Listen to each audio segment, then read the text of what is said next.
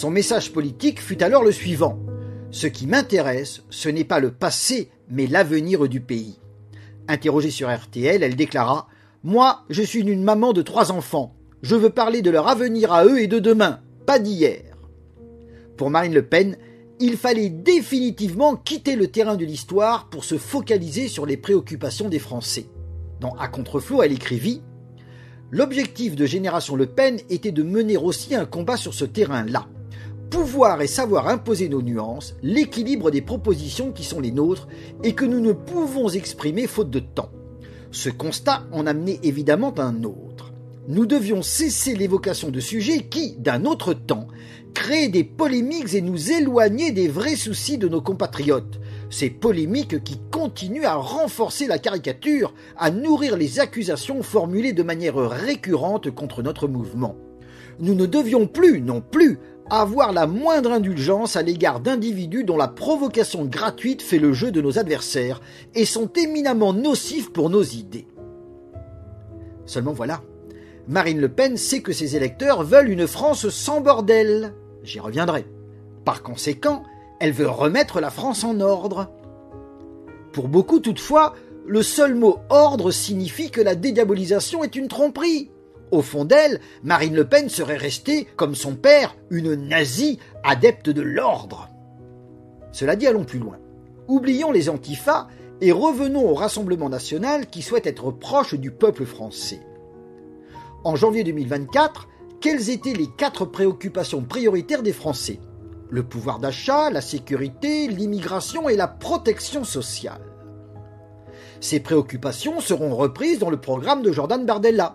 On lit « Les mesures d'urgence concerneront la qualité de la vie, pouvoir d'achat et santé, la sécurité et l'immigration. »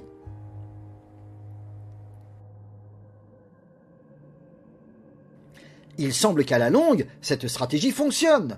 En juin 2025, Jordan Bardella figurait dans le trio de tête des personnalités politiques appréciées des Français. Quant à Marine Le Pen, elle arrivait en 16e position, progressant de 4 places et à moins de 5% de la 4e. J'ajoute que d'après de récents sondages, Jordan Bardella arriverait premier au premier tour de l'élection présidentielle de 2027, qu'il soit opposé à Édouard Philippe ou à Gabriel Attal. Il en va de même avec Marine Le Pen. Elle arriverait première au premier tour, qu'elle soit opposée à Édouard Philippe ou à Gabriel Attal. Une victoire électorale paraît donc possible. Seulement voilà, on constate que depuis 2014, excepté quelques très courtes périodes, la majorité des Français a toujours jugé que le président de la République n'était pas un bon président. Il en va de même avec le Premier ministre.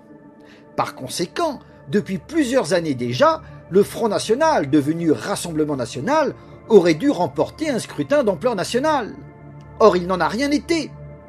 Certes, aux élections législatives de l'été 2024, le Rassemblement national est sorti grand vainqueur du premier tour. Il était en position d'obtenir la majorité absolue à l'Assemblée nationale. Sans attendre toutefois, la propagande habituelle s'est mise en branle. Attention, le RN est toujours d'extrême droite.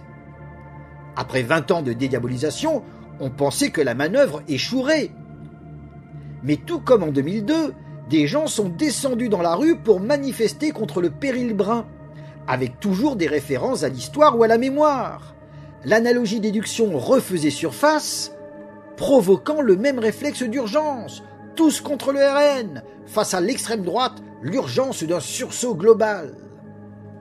Et tout comme en 2002, un front républicain vit le jour, fait de désistement de candidats en faveur de leur adversaire le mieux placé pour battre le RN. Optimiste, le RN espéra l'échec de cette stratégie. Mais tout comme en 2002, le deuxième tour vint doucher les espoirs. Malgré une progression honorable, le parti de Marine Le Pen resta loin, très loin de la majorité absolue. Le 8 juillet, l'Express titra avec raison « Défaite du RN, l'imaginaire antifasciste reste très fort en France ». Après ce nouveau revers, le RN espère une victoire électorale en 2027, notamment grâce à ses propositions sur l'immigration. Seulement voilà, dans le trio de tête des personnalités politiques appréciées des Français, Jordan Bardella présente une particularité. davantage de gens ont une mauvaise opinion de lui. Ce n'est le cas ni d'Édouard Philippe ni de Dominique de Villepin. Quant à Marine Le Pen, parmi les 17 premiers, elle est celle dont le différentiel entre les bonnes et les mauvaises opinions est le plus important. 41 de bonnes contre 59% de mauvaises. Autre résultat important, si 36% des Français éprouvent de la sympathie pour Marine Le Pen et Jordan Bardella, respectivement 46% et 44% les rejettent. Cela signifie qu'en cas d'élection à 2 tours favorable au RN au premier tour, un front républicain se reformera.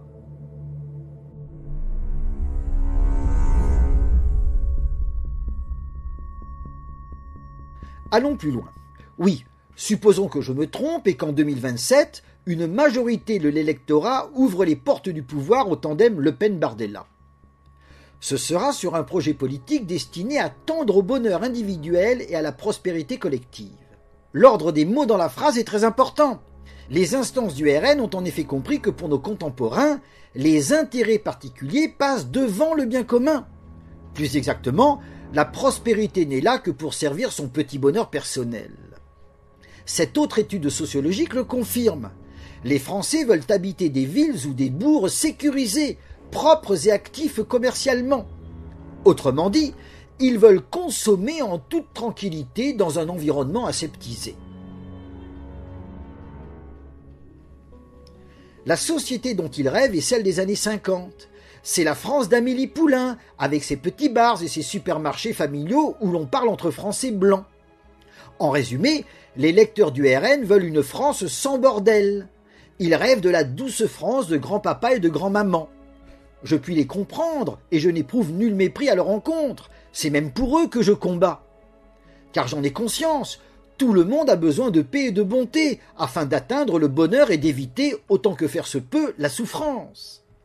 Mais ces gens n'ont pas compris que ce monde dont ils rêvent était une simple société de transition.